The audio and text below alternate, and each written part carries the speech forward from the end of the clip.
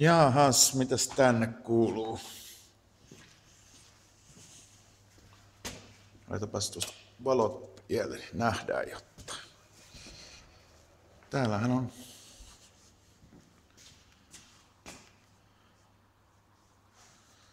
pyörät rivissä ja hyvässä kondiksessa.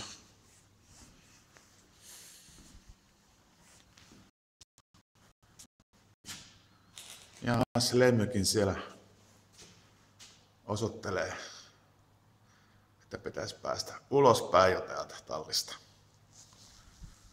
Jahas. Ei ole Renekä käynyt pyörää värkkäämässä. Voi voi.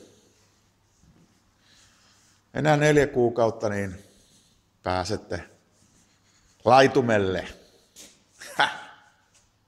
No niin, ei muuta kuin penttailette kiltisti vielä vähän aikaa. Moikka!